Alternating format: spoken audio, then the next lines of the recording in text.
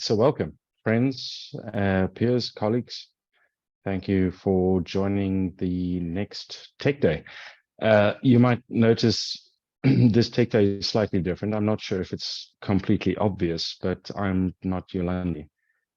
Yolandi is currently on leave, and so Teraco has let me out of my cave to come and host this session. So an interesting one. This is not the traditional sort of tech day, in that this is more about data, and not technical configurations and that sort of thing. And I was reminded earlier today in a meeting about where we started as Teraco, and one of the conversations that came up in the beginning was obviously about connectivity and about Africa. And one of the common themes was always people had this idea that Africa was 10 years behind. And sort of looking at it holistically back in those days, it kind of made sense. But there wasn't really any data behind that. People kind of kept saying Africa is so far behind, it's difficult to do business here. The industry that we're working in is difficult because of this supposed 10-year gap. And it kind of feels like things have changed over time. But unfortunately, we're still having those conversations. We are still being that conversation pitching up, and that number, that magical 10-year number, that keeps popping up.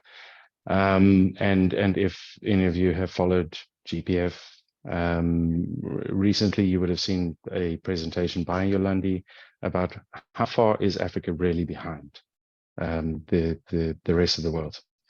So back in the day when we were having these conversations and where people were asking us these questions, we had the pleasure of meeting Patrick from Telegeography. He's become a good friend. He's a wealth of information, and it's a real privilege to have you present us today, Patrick. I'll just remind everybody that it is closing in on 6 o'clock in the morning in San Diego. Yeah. So thank you. I hope you've had your coffee. Yeah, having it right now. All right, good stuff. So just a few house rules. I just want to remind everybody that this session is being recorded. If you do have any questions, Q&A is available. So please post your questions there. And I will then hand over to Patrick. Thank you very much. All right. Thanks a lot, Andrew. Good afternoon to everybody over in the continent in Africa, and if anybody's in the US, good morning. Let me actually get things started. Screen. All right. Okay. Okay.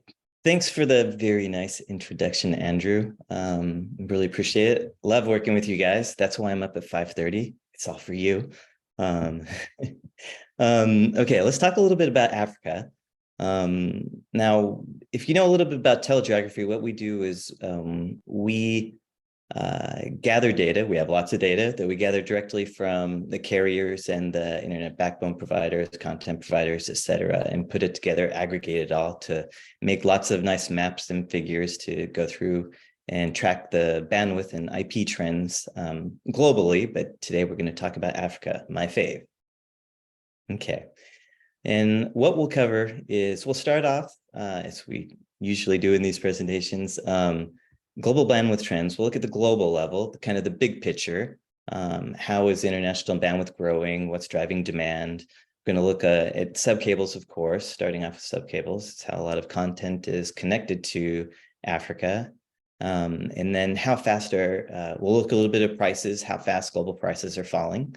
Then we'll focus in on Africa and look at the bandwidth trends within Africa and connecting Africa to other regions, looking again at the sub-cable systems, capacity and pricing changes.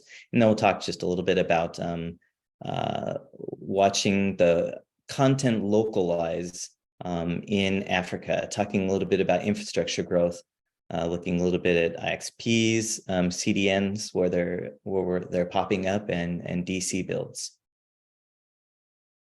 Okay, first global level. First snapshot is this is looking at international IP bandwidth. Now, everything I talk about in this presentation, all the data is cross-border international. No domestic capacity will be shown. It's all just capacity crossing borders. So this is a figure of international IP bandwidth growth by region. And as we see, Africa is, in terms of growth over the last 4 years, is out ahead, maybe starting from a smaller base, but growing very quickly. And if we look at the used bandwidth growth by region, now this we're forecasting. So looking ahead, Africa is still in a lead position for growth at 42%, the CAGR 2022 to 2029, where the global average is 30%, 32%, which is already pretty high. Now, a lot of this international or used bandwidth comes from submarine cables, a lot of the connectivity. So looking at submarine cable investment, we see in the next 3 years, the rest of 2023, 24, 25, we see an enormous amount of submarine cables being launched. And we're seeing like double the investment that we saw even at the peak in 2016, 2017. So a lot of sub cables going in.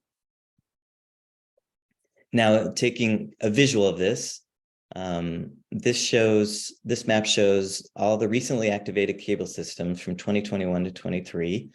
And so the red lines are the cables, of course, and then the blue lines or the blue circles are the landings. And if the larger the circle, that means the more landings in the same location.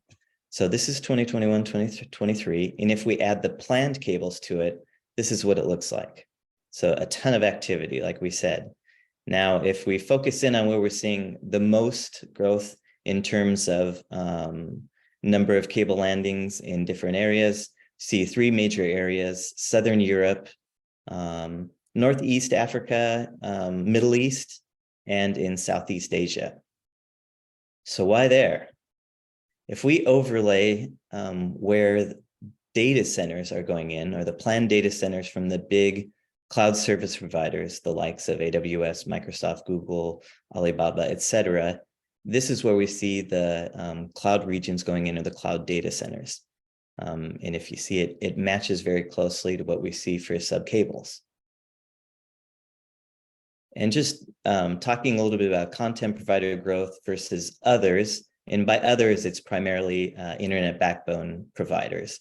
So internet backbone capacity versus content providers, we see over the last 4 years that the content provider growth has really outpaced internet backbone provider capacity in all regions. And you see in Africa, 40% for internet backbone, which again is not bad. It's very, very, very high.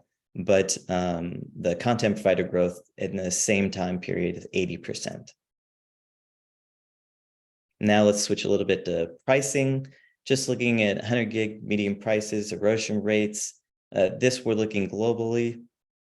You can see where Europe, Africa, or the Joburg route, Joburg, London, where it lays compared to other routes, for example, in Europe or Europe, US, transatlantic, etc.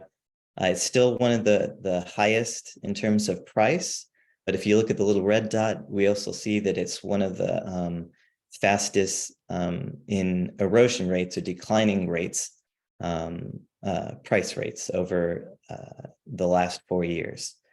We see it's Joburg or London Joburg is still less expensive than LA Sydney, but we often compare this route to Miami Sao Paulo, where just a few years ago, it was still in the much closer to what Joburg, London is now, but we see a huge drop there.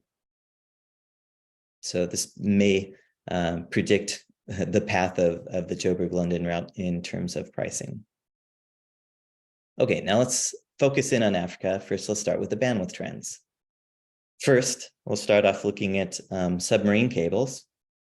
This is a list of the cables that are coming in over the next couple of years. Well, Equiano already launched, but the rest are in the near future. And we see here, I think there are about 8 listed. There are smaller cables, of course, that are domestic or just smaller in length. I just included the larger ones here. Equiano and to Africa, of course, are the 2 big ones that we're all talking about in terms of how it's going to affect the level of international capacity connected to Africa, but also pricing. But we also see Africa 1, Raman, Blue, IX, Medusa, etc. But a lot of these cables are more North Africa or Northeast Africa, where Equiano, well, up the west side, and then to Africa, which covers all of Africa. And we'll be talking, of course, a little bit more about Equiano and to Africa as we go along. This is just a close-up of planned subcable landings, the same map, but a close-up. We see the highest number of landings in the east northeast, really concentrated in three locations, primarily in Egypt and Djibouti, but in that area.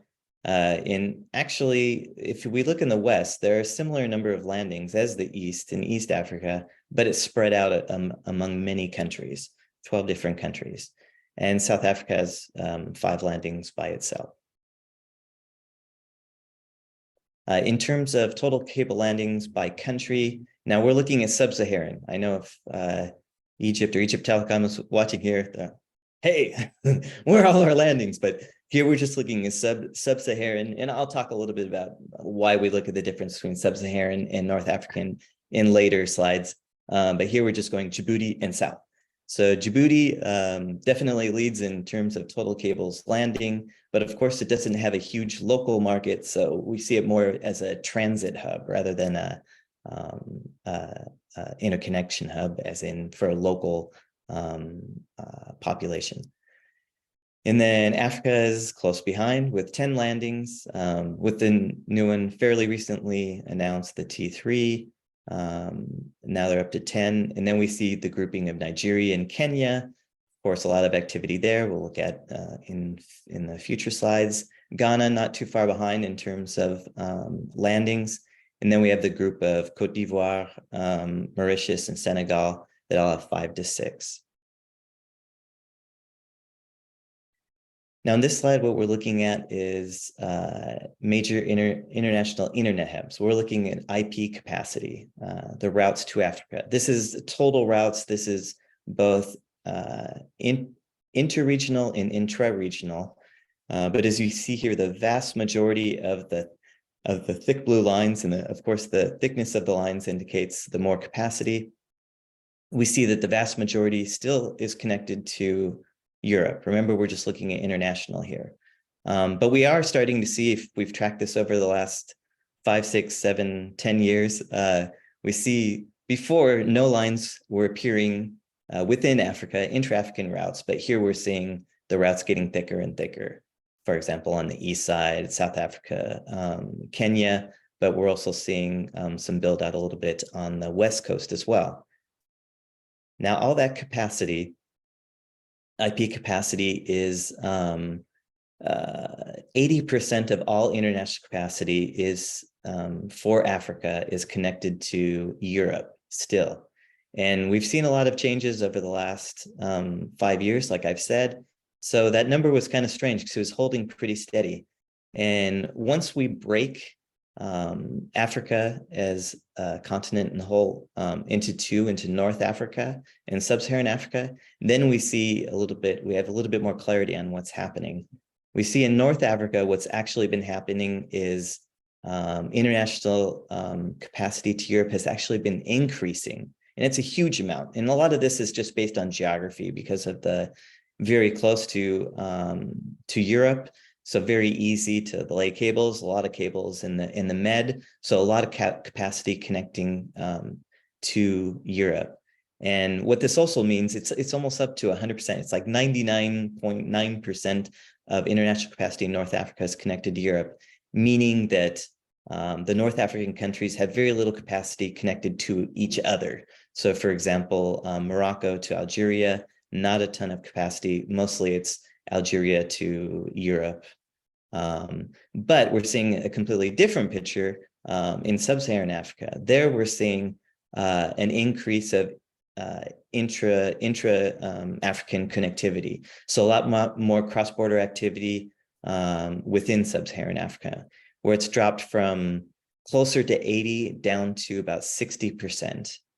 And as we can see in the graph here, which is great, which means there's a lot more connectivity, localization of content, etc. We'll talk about that in just a few minutes. Okay, now let's look at, since we looked at it as a whole, we saw the map, now we'll look at a different charts that show international capacity growth of the different African countries. But all of this is the amount of capacity connected to Europe, so Africa to Europe. Now, if we look at the left, the usual suspects, or I should say usual suspects for me, but looking at it all this time, but like we mentioned before, a ton of capacity, North Africa to Europe, and this is where we see it.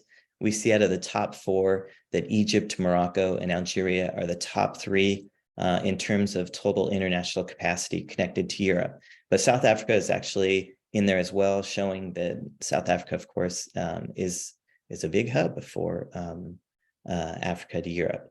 And then if we look to the right and see the next level, to move this for a second, we see that Nigeria is up at the top, and then Tunisia, the other North African country, in Djibouti. But Kenya is way down low. What's happening with Kenya? Oops, let's see, sorry. What's happening with Kenya? We see a drop-off, but keep in mind that this is all connectivity to Europe. Now let's go to the next slide. And then now if we add the international capacity that is Africa to Europe, if we add the intra-African capacity to it, so the total international capacity, this is what we see. We see it's pretty much the same, although South Africa does move up to this second slot, so it isn't exactly the same, but we do still see Egypt, Algeria, and Morocco as top. And then if we go to the right, we see, okay, there's Kenya. Now, if we add the intra, we see that Kenya pops back up to the top in total international capacity. Okay, now let's look. So what's happening here? Why? Why is it like that? In this slide, what we're looking at is the share of intra-African international capacity. So how much of the capacity in these countries is connected to Africa versus connecting back up to Europe? If we look at Kenya, we're seeing this has been growing a lot recently. And we see that almost 2/3 of their international IP capacity is connected to countries, African countries, rather than back up to Europe, which is pretty big. Actually surprised me. I didn't think it would be that large. If we look at South Africa, it's only 40%, but you have to keep in mind that South Africa is a very big hub, the hub for sub-Saharan Africa. So a lot of European capacity connects directly to Africa, or I'm sorry, South Africa. And a lot of these routes, this is the routes with the heaviest traffic and the lowest prices. So you see large volumes of capacity at a time. It's not as much in 10 gig waves all the time, the capacity is purchased. It's much more in 100 gig. So you see a lot of capacity to Europe, whereas a lot of the connectivity within Africa is still at the 10 gig level. So that's kind of why you see it around 40%, even though it's very well connected, of course. And then if you go to complete the west side, we look at Nigeria. Nigeria is still a very small percentage of the international capacity is intra-African, it's to another African country. It's only 20%. And we actually, this is what we saw in Kenya, of course, a few years ago as well, that it was most of the capacity was back up to Europe. But now with Kenya, we see Kenya is kind of the entryway into the rest of East Africa, going Kenya into Uganda, Rwanda, or Zambia, and all the way in DRC. Whereas Nigeria at the moment is really just Nigeria, and maybe connecting as well to a lot to Ghana. But surprisingly, we'll look at this a little bit in the future, but not as much to South Africa. Now looking at South Africa, Europe, like we said, Europe is still the top international capacity, but the intra-African capacity is growing at a similar rate.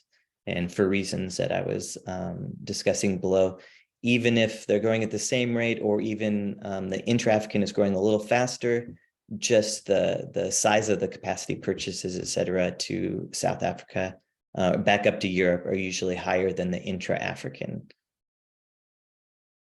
And now, since we're talking Teraco in South Africa too, let's look a little bit at from South Africa, what are the main routes or countries connected by international IP capacity. And as we see here, the largest share of international capacity is connected to Zimbabwe and Kenya. So one neighbor and one kind of hub that's connected to. That's traditionally been a large route, South Africa to Kenya, and we see that shows in this graph. And then we see the next tier is Botswana, Mozambique, and Angola, two neighbors, and then Angola. Maybe the growth there is it's a hub in its own self with SACs and connectivity to South America. And then the next group, if we look over quite a few, there's Namibia, Mauritius, Zambia, and Nigeria, all at about 5%. It was a little bit surprising to me that Nigeria is still so low. But Nigeria traditionally or historically is connected just directly to Europe, not back down to South Africa. And a lot of this, of course, is due to where does the content lie? And a lot of the content that they're accessing was in Europe before South Africa started having more localized content, more data centers being built, et cetera. So we expect that to change probably in the coming years. And then if we look at pricing, these are all, well, no, actually it's a mix. They are all African routes. Some are intra-African, some are back to Europe.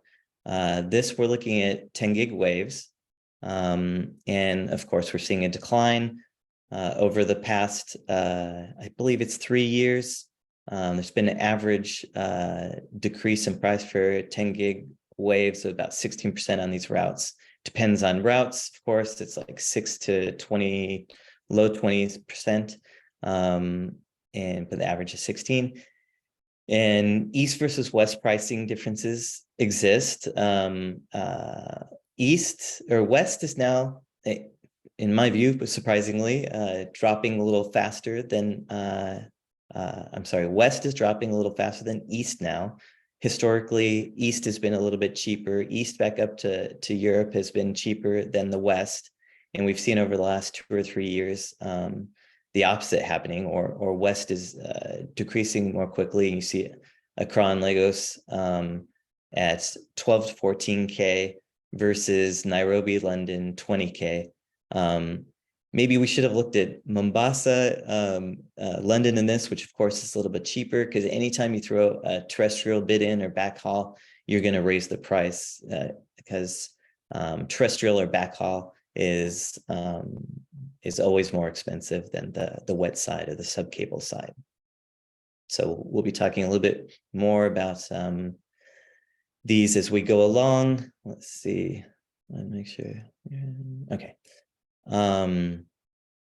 Just 1 sec, sorry. Okay, actually, let's go back to that.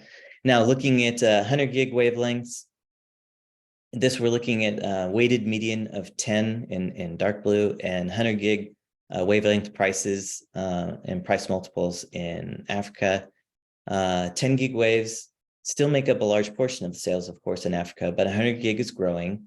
But this isn't across all routes. You don't see a lot of intra-African that are 100 gig, although we're starting to see a lot more, of course, but still the largest amount of 100 gig waves are Europe to Africa, to like Lagos or Joburg. And then prices have been dropping very quickly. 100 gig waves on key routes have dropped from about 7 times the price of, or the multiple of 7 3 years ago to 10G, to just about 3 for the Lagos of London, which is a big drop, or 4.4 times for Joburg, London. Okay, now let's look a little bit at, well, this is still a mix, Africa to Europe. Just another view of what we were talking about in an earlier slide. But wet routes, the London to Joburg, Lagos, Accra, of course, are the cheapest. You don't have the terrestrial bit on there, but we see them dropping year to year. In the wet plus dry routes like Kampala, Marseille, or London, Nairobi, it adds a premium for the terrestrial part. So we see that as a little bit higher, or a lot higher. So if you see the Kampala, Marseille, you have a lot more terrestrial network in there, so the prices tend to be higher. Although this, I think, is at the higher range, because I think you can find, of course, down to 35-40, but this is the median, so you see a lot more higher prices than the lowest prices. And then if we just look at the intra-African 10 gig waves, we see east side are same or a little bit less expensive than the west now, which again is a change from before. Before it was always the west was more expensive. And like we said before, the wet intra-African routes are similar, but whenever you add the terrestrial part, you see it pops back up. Okay. Now this is another a map. Now the map before that was similar to this showed total, just all international IP capacity. This one is showing just intra-African. So we're cutting out the Europe part and we're just focusing in on intra-African. And if we look at 2016, so 5-6 years ago or so, we see a lot of activity on the east, some in the west, but very thin lines. Now, if we shoot ahead to 2022, here's where we see a lot of activity, of course, on the east still, but we see the west really building out around Nigeria and Ghana and Cote d'Ivoire. A lot more activity there. And then if you haven't noticed, you see that South Africa is really the major hub in terms of all the different lines connecting to South Africa. So of course, South Africa is kind of the first landing point to most global organizations that are connecting to Africa. They usually go through South Africa. And also just note that the size of the circle is indicates total international capacity, IP capacity within the country. So South Africa is the largest, and then we see in sub-Saharan Africa, and then Nigeria and Kenya are both the kind of the next tier of total capacity, which usually indicates them being hubs as well, and Djibouti as well. And then you see the next range with Ghana, Cote d'Ivoire. Okay, now looking a little bit more at the infrastructure, and more talking about the localization of content and kind of where content providers are going, or where ecosystems are being built out, or where these hubs are growing. We have to look at the infrastructure, and looking start what I do, and this is also good at predicting kind of where we're going to see growth, is looking at the infrastructure and have to start off at the internet exchange points, because that's where I think everything happens at the beginning. Why IXPs? You probably all know, but IXPs kind of help localize the traffic and content, connecting all networks together, and the content providers. You see connecting networks, and content providers come in, drop a cache, so now there's content there, everybody's connecting, much easier, you see a lot of growth. This also lowers costs, you have less transit and enhances performance, better latencies. It's really an essential element to creating hubs and their ecosystems, kind of the first step. We have to look there first to get an idea of what's coming down the road. And this is all sourced from IXPDB, and yes, PeeringDB to Ben. Thank you. But here we see the clusters. It matches, of course, what we see for the previous maps. We see clusters in, of course, South Africa around Joburg and Cape Town, Durban too. But also if we look, Kenya, of course, has a lot of IXPs. And then if we look over at Nigeria too, we see a lot of IXPs over there. And of course, the size of the circles indicates the number of IXs in that market. And Ghana, of course, growing too. And you see nice little clusters there. We're going to follow these clusters through the next couple slides.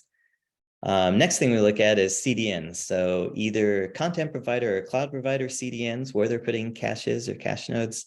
But also I looked at the content providers, but I also looked at about 10 or so CDN companies.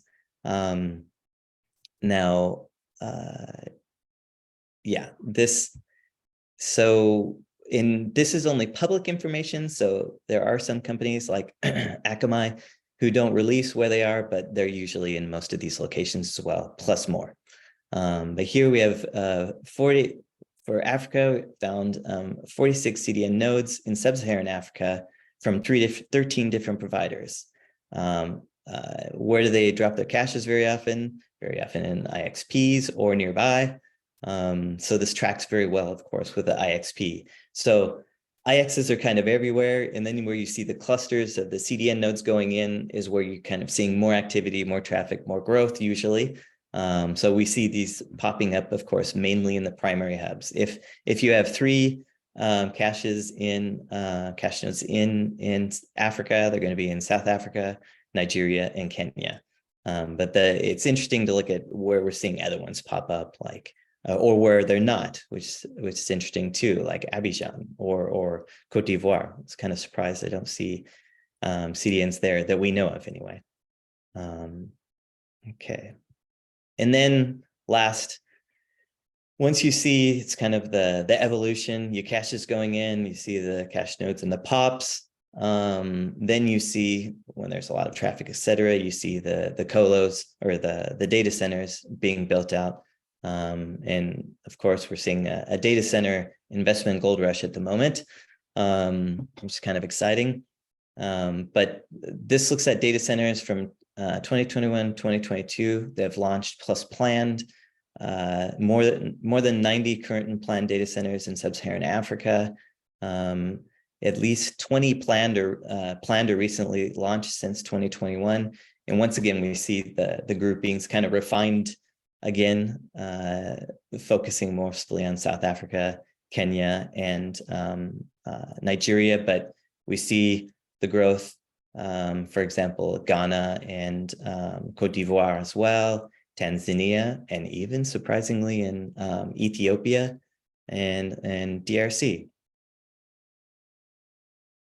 Now, if we kind of combine it all together, we get these this map here. So what this shows is we're showing both where you have the IX data center and CDNs all together. If you have all 3, it turns into kind of a bullseye market, 2/3 element, kind of show the developing markets. And it's just kind of more refined than the last couple of slides where we see where the activity is, kind of where the more developed markets are in terms of infrastructure and data center and content going in. And this usually means more localizing content.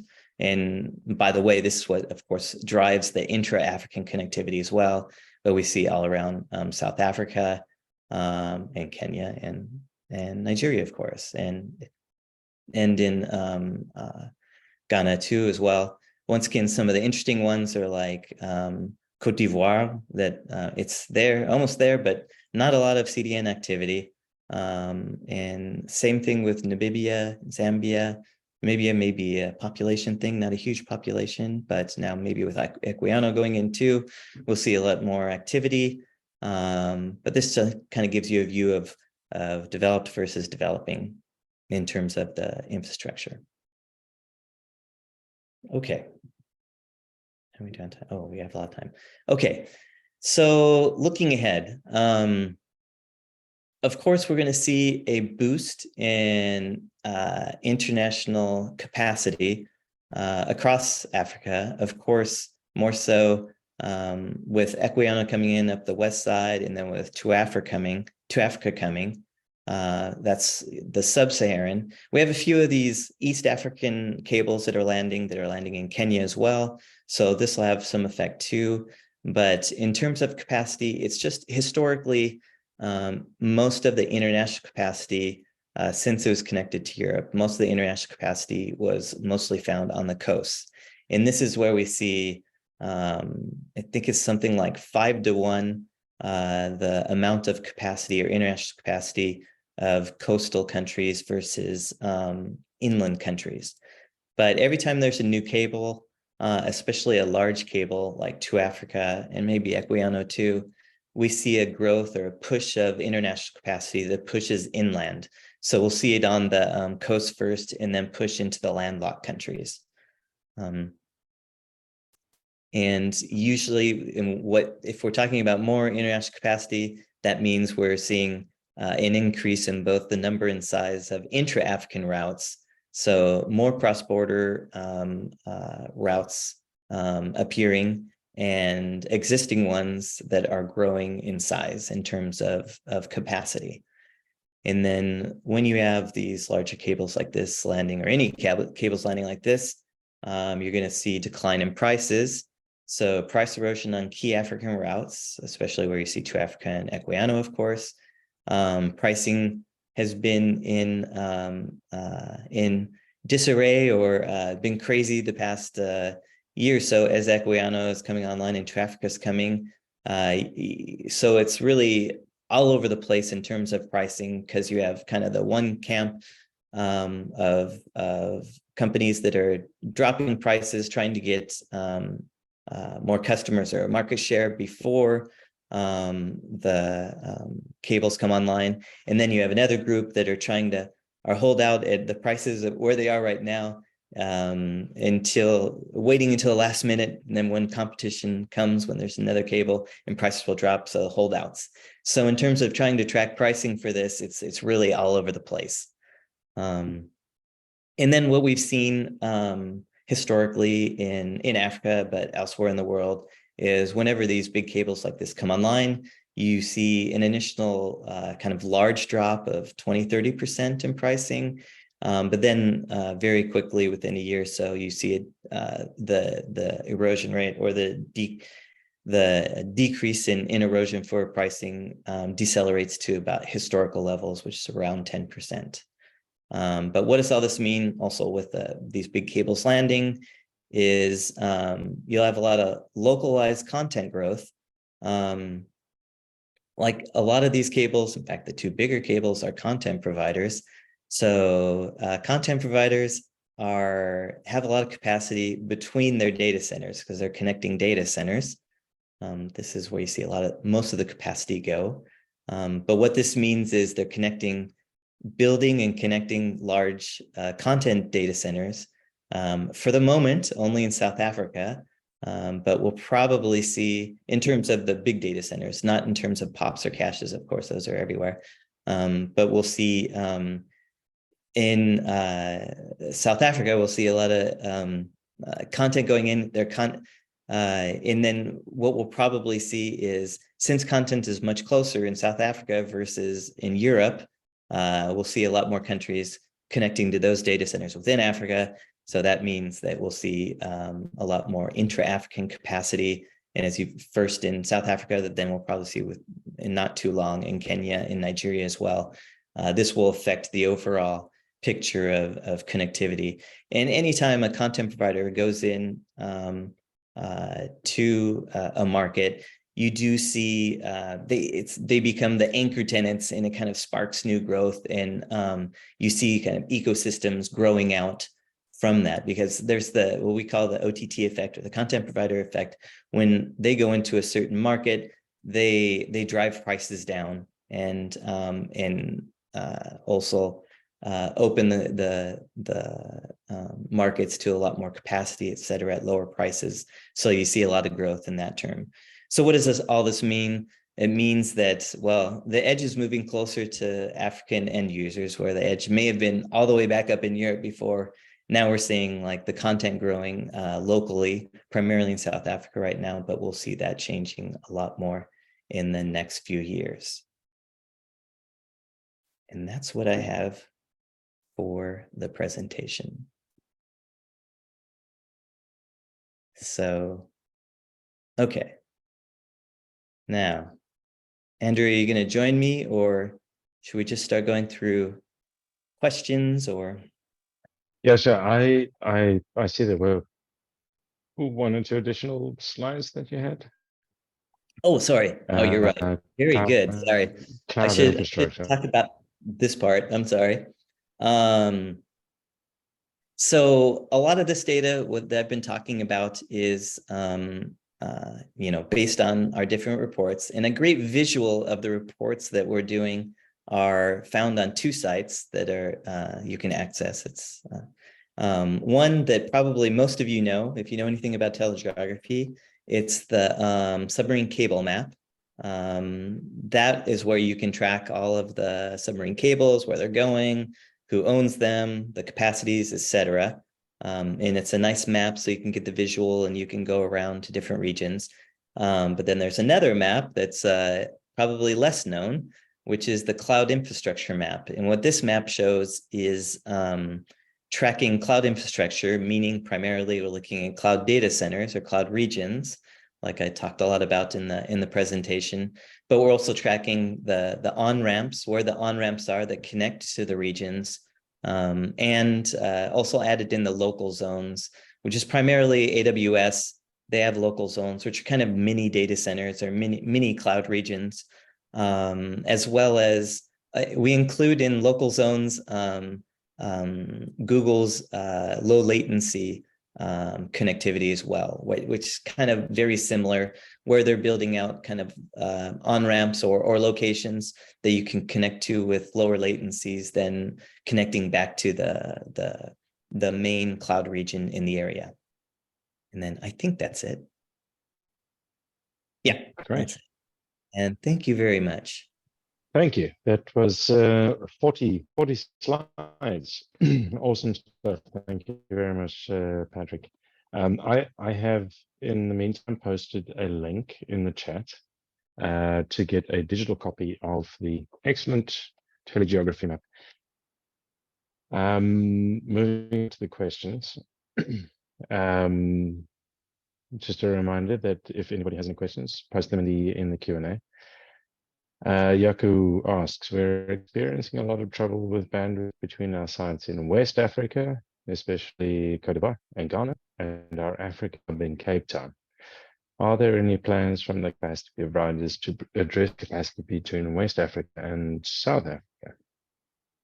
That's a good question. Are they, Andrew? No, just kidding. Yeah, We'll chat about it when I see you next month. yeah, exactly. Yes. Now, especially for kind of companies coming outside or providers coming in outside to Africa, of course, like I said before, main connectivity is to the three areas of West Africa, meaning Nigeria, East Africa, meaning Kenya and inward, and then South Africa. West Africa always seems to lag in terms of connectivity or growth. There's actually a decent amount of connectivity, but through, of course, more the historic incumbents, or the incumbents like Orange, et cetera, has like the Joliba network, et cetera. But a lot of these are local networks and not necessarily connecting back down to South Africa. They usually connect directly to Europe. And that's what we were talking about before. West Africa, Francophone Africa, is like Nigeria, but even worse in terms of less connectivity to the south. They always go north. And there's also Maroc Telecom that they connected. They have a cable too that connects, but it really connects all their subsidiaries. So it's really more internal subsystem or capacity that they sell. And often with Orange, it's the same. It's kind of with between their subsidiaries. We don't see a lot of as much to non-subsidiary capacity, although that is starting to change. So I do believe, although I don't know any offhand, but just in terms of like ACE has very recently connected or finally connected to the last leg to South Africa. So there is connectivity to South Africa, to West, and of course Wax does too, but we'll see more of this probably with To Africa coming in.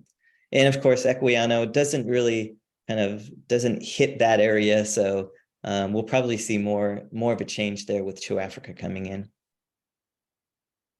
Okay.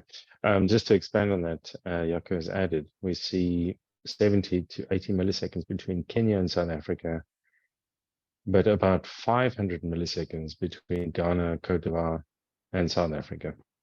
So I guess that, that's what you said. Okay. Yeah, I believe it.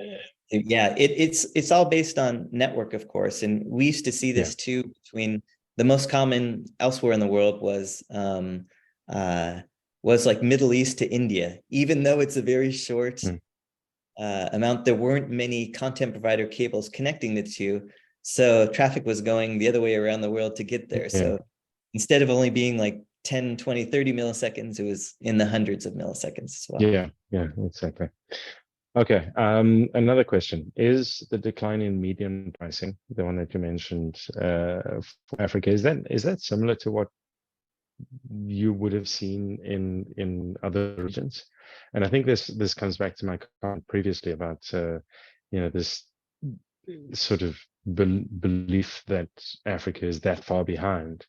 So with the decrease in prices, the growth in capacity, are we on the same trajectory as other markets?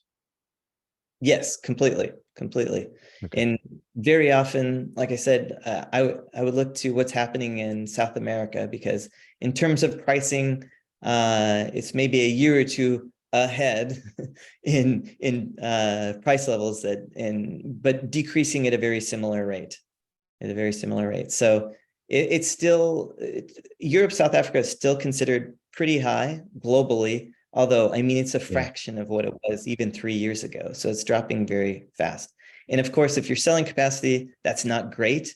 But if you're for end users, et cetera, it's more capacity, cheaper, more content, easier to get to, et cetera. So it's probably for the end user better that way. Cool. And then next question.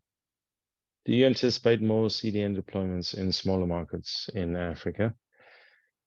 And what is holding these back? And I think that also goes to the slide that you had, is which comes first? And is this traditionally you speak a lot about subsea cables and that sort of thing, but what is holding CDN deployments back in the smaller and guess the more inland countries? Yeah, it's a lot of it is all about traffic levels, because you're not going to put a CDN in or a cache in where you don't have a lot of traffic or a lot of users. But we've seen over the past 10 or so years is when the caches, for example, it used to be Google, and not as much anymore maybe, but Google and Akamai, and then now, of course, Meta. Once you see those caches coming in, those are kind of the companies that are kind of almost build the business case, as in not waiting for the business case, going in early. And once you drop in a cache, you see, like, once a Meta cache is dropped in or Akamai, et cetera, especially the content provider like Meta, you can see kind of overnight the amount of traffic that increases. So in Africa in general, a lot of outside companies, like global companies, like maybe a Cloudflare or a company like a CDN company like that, are kind of going also for low-hanging fruits in other regions first, that have maybe already, that are just easier to get into in terms of maybe pricing, availability, etc. So you see them dropping caches there first, and then kind of get to Africa, 'cause Africa is a little bit more complex than a lot of these other markets. So if they're dropping, like cache nodes a lot at a time, if they're very global, then they're going to start in easier places first. But I mean, even 3-4 years ago, we didn't see caches being dropped in some of these places. I'm offended that you call Africa complex. We're special. But I guess it's. I love it. I guess it's that. I'm just. It's not my it's view. that whole it's chicken of egg others. scenario, right? Yes, it's that chicken and egg scenario, and Exactly. we've seen this in what we saw in South Africa is, and especially during COVID, is that when you give people the ability to use the internet, they're going to use it a lot more. So the whole cache deployment thing is exactly that. Do you put it down, and or do you wait until enough people are using it? Right. But it's a sort of a silly race. Yep. It's like, do you wait for the business case or build it, or actually do it? But yeah, exactly. We've seen a lot more of that, though. I mean, you see content providers like a Netflix, et cetera, who are going into a lot more places, and Meta and Akamai as well. To what you just said, and of course at all the AFPIPs, all the peering forums that we go to, there are tons of case studies where they show that basically once you drop a cache in, once kind of the latency falls and the internet works, it's like demand soars. So you just have to have more content providers or CDNs that are forward looking, that kind of want to create the market, but I think we're seeing a lot more. Yeah, and I mean, that's exactly the thing. From a technical point of view, what you've said makes absolute sense. When the content is closer, that latency drops, the performance improves, and people will use more of it. So I guess the difficulty we have is what is the blocker of that happening? And there's so many variables, I think, and it's a lot of what you've been talking about is a lot about cross-border connectivity. There's so many variables involved that affect that. In one area that we're seeing, I think, a lot of activity is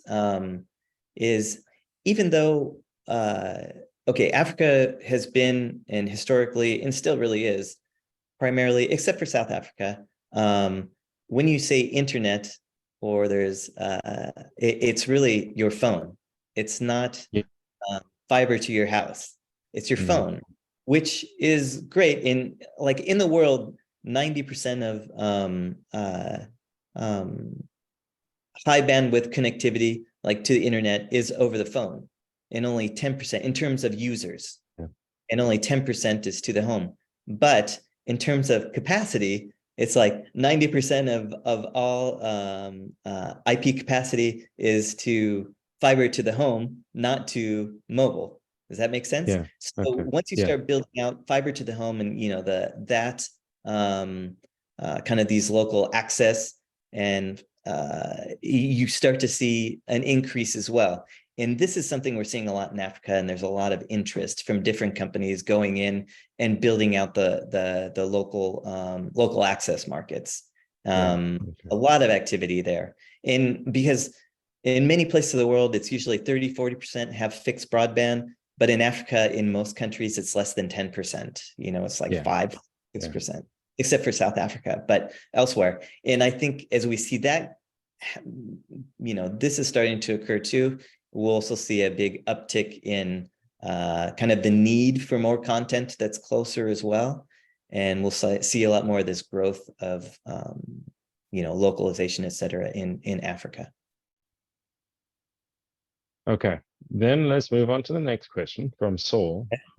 You kept speaking about terrestrial fiber adding to the cost of these long links, but you always compare Johannesburg to somewhere else. Why no comparison to Cape Town, which should only be the wet part? And I'll just prefix that with saying that Saul is a Cape Townian, so is what? This oh is yeah, more a yeah, Cape Townian. yeah. So yeah, it's true. It's true. I'd say Johannesburg, but Johannesburg has traditionally been the main point that you're connecting to, even though very often it's through Cape Town, and it's true. I should say to Cape Town for wet. Cape Town up the west coast is the cheapest. And that the bit from Cape Town to Johannesburg is usually more expensive, but it's also, bumps it up a lot, but it's also the largest and heaviest and cheapest route to Africa from Europe. So the prices are pushed down compared to other places. But you're true. You're right. You're right.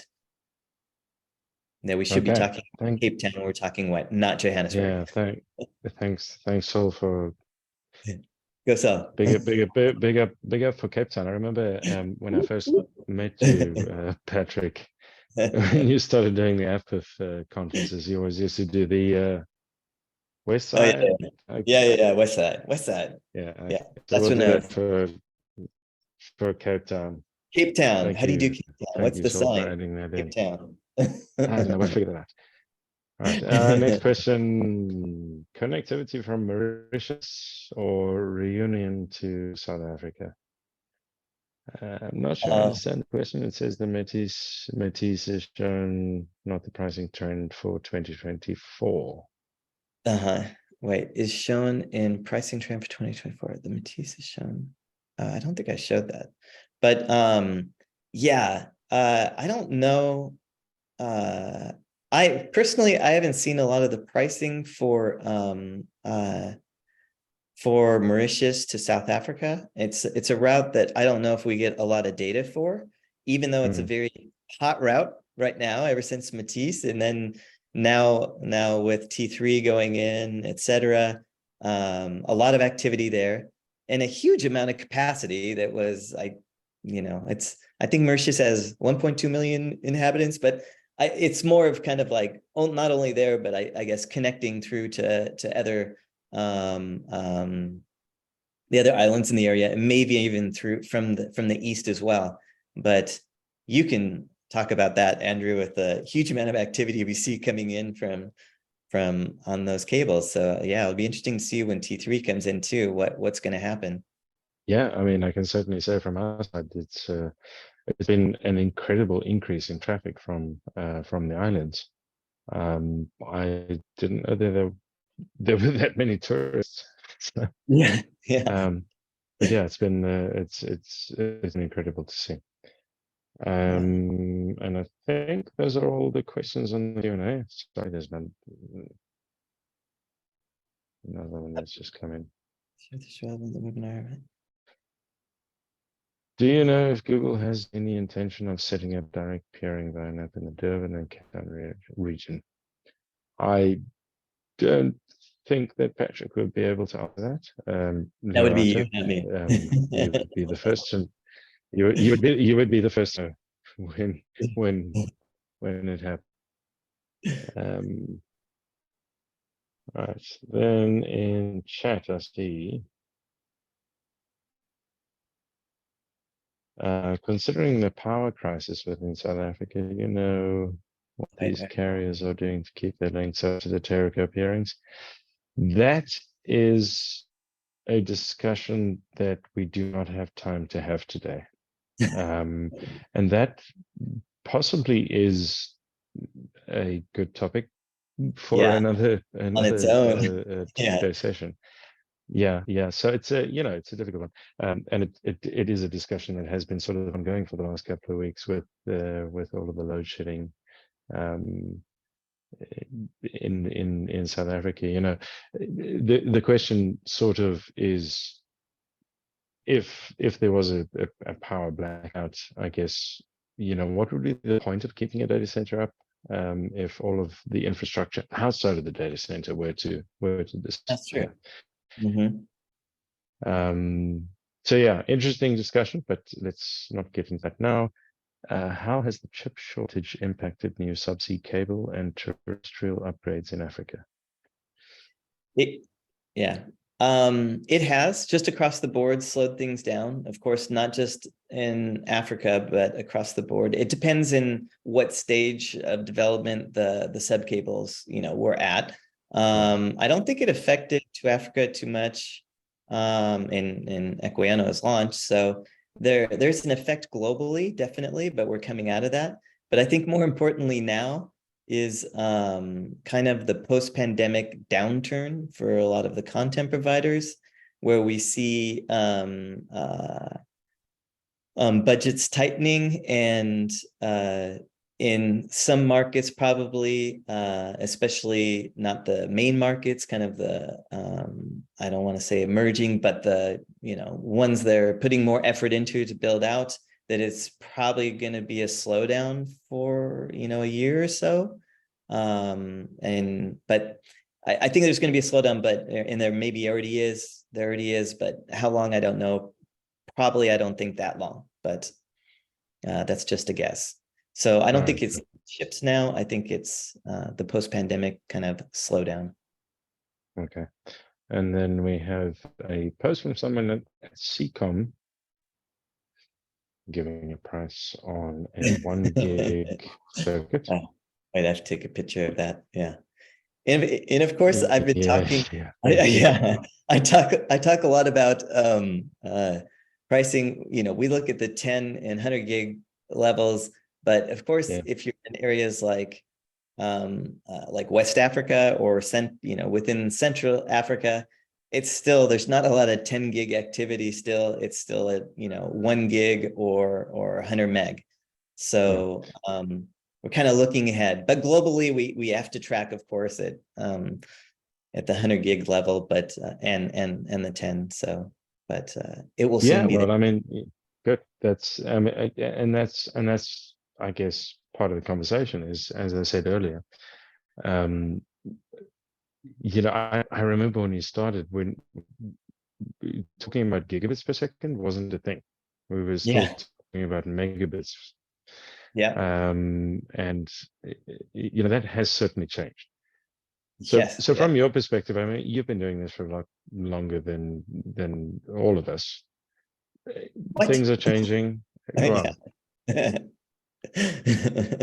not going to say you're old. Yeah, what you just did. Yeah. Okay, I know you. Anyway, so things are getting better. I mean, is the conversation about Africa being behind, or putting a number to it, is that relevant anymore? Do we still have a long way to go? Where are we kind of compared to other markets? What is your sort of overall view? Yeah, I mean, Africa is definitely special. No, if you just look side by side, it still is more expensive in just talking about for international bandwidth for waves. It's more expensive either Europe to Africa or within Africa than of course then like Europe and North America, etc. But everywhere is more expensive there. But what's happening is it's very, very quickly kind of falling into the same range as all the other markets. So I